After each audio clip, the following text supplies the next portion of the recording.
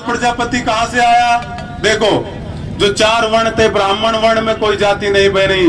ब्राह्मण वर्ण था, ब्राह्मणी जाति थी। क्षत्रियों में कोई जाति नहीं बनी, क्षत्रिय वर्ण था, क्षत्रिय जाति थी। वैश्य में कोई जाति नहीं बनी, व्यापारियों में उनकी जाति भी वही थी, वर्ण भी वही था। लेकिन शूद्रों को काम बांटकर सेवा का, क्योंकि सबको काम बांटा गया। किसी को कहा गया कि तुम बर्तन साफ करोगे घरों के, तुम खाना बनाओगे, तुम बाल काटोगे, तुम कपड़े धोओगे, तुम बर्तन बनाओगे, तो सबको काम बांट दिए गए। और जो काम करने लगा उसका एक ग्रुप बन गया, उसका एक ग्रुप बन गया। वो ग्रुप का जब नाम पड़ गया, फिर जो काम कर रहा था उसका नाम पड़ गया। बाल काटने वाले को नाई कहा जाने लगा, कपड़े धोने वाले को धोबी कहा जाने लगा।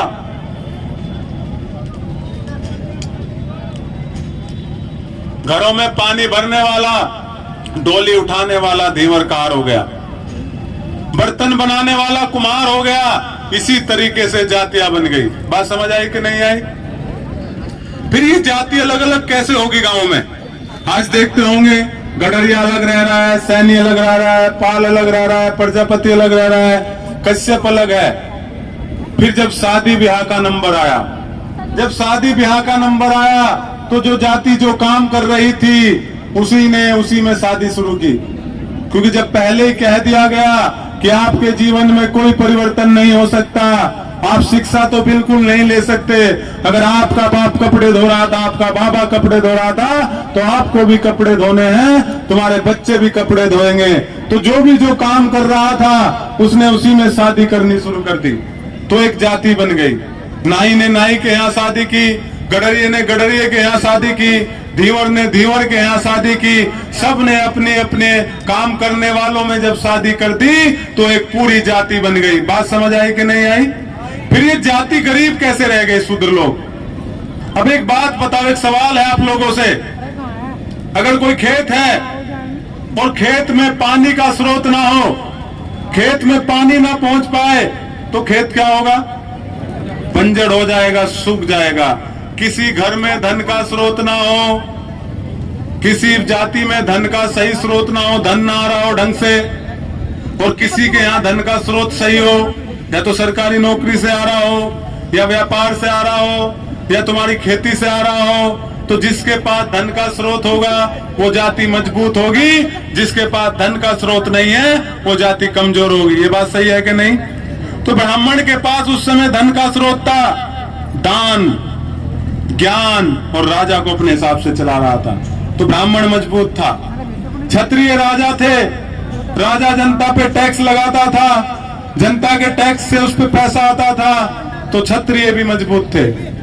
वैश्य व्यापार करता था, व्यापारी भी मजबूत थे। लेकिन शूद्रों को कहा था कि तुम्हें सेवा करनी है, और सेवा के बदले जो तुम्हें दे दे, जो भी ये तीनों ब्राह्मण क्षत्रिय वैश्य दे दे, सेवा के बदले उसी में अपना जीवन चलाना है। तो जो भी आप सेवा करते थे उन लोगों की, उनके बर्तन साफ करते थे, उनके कपड़े धोते थे, उनके बाल काटते थे, तो वो जो भी फटे पुराने कपड़े या जो भी बचा हुआ खाना हमारे इन सेवक जातियों को दे देते थे, उसी में हमें जीवन बिताना पड़ता था।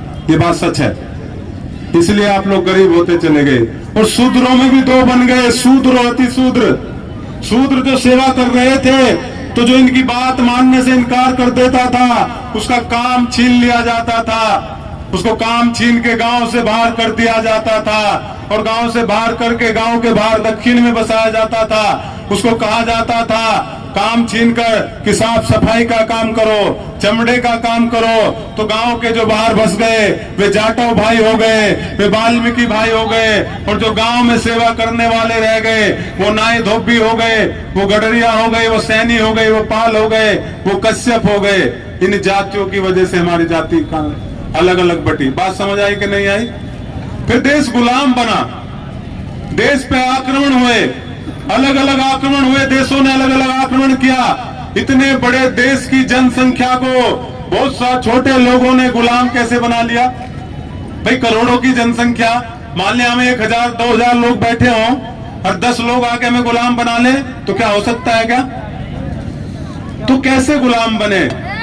उसका कारण भी ये वर्ण व्यवस्था थी, क्योंकि यहाँ के लोगों ने मान के चलो एक गांव है और आपके गांव में 100 की संख्या रहती है, 100 की संख्या में 10 ब्राह्मण क्षत्रिय वैश्य हों, 90 छोटी जाति जिनको